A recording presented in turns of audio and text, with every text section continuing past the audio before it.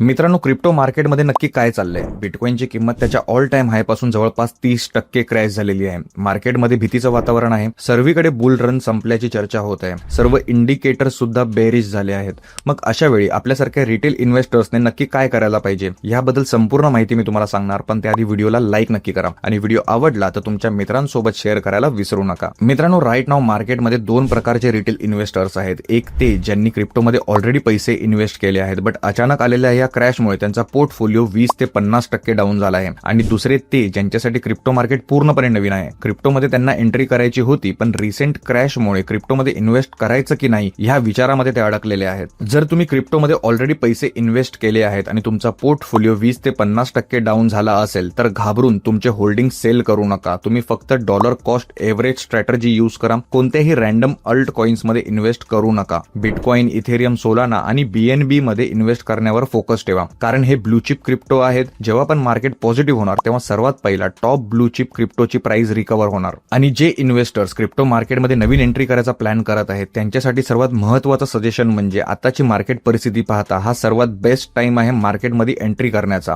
ही golden opportunity सोडू नका. क्रिप्टोवर विश्वास ठेवून त्यामध्ये इन्व्हेस्ट करायला सुरुवात करा. पण लक्षात ठेवा, सर्व पैसे एकत्र इन्व्हेस्ट करू नका. मीम कॉइन्स किंवा रँडम अल्ट कॉइन्स पासून सध्या तरी लांबच राहा. सर्वात बेस्ट म्हणजे टॉप 5 ब्लू चिप क्रिप्टोमध्ये वीकली SIP स्टार्ट करा. मित्रांनो, नेहमी लक्षात ठेवा, बुल मार्केटमध्ये इन्व्हेस्ट करून तुम्ही कधीच श्रीमंत होणार नाही, कारण बुल मार्केट प्रॉफिट बुकिंग करण्यासाठी असतो आणि बेअर मार्केट इन्व्हेस्टमेंट करण्यासाठी.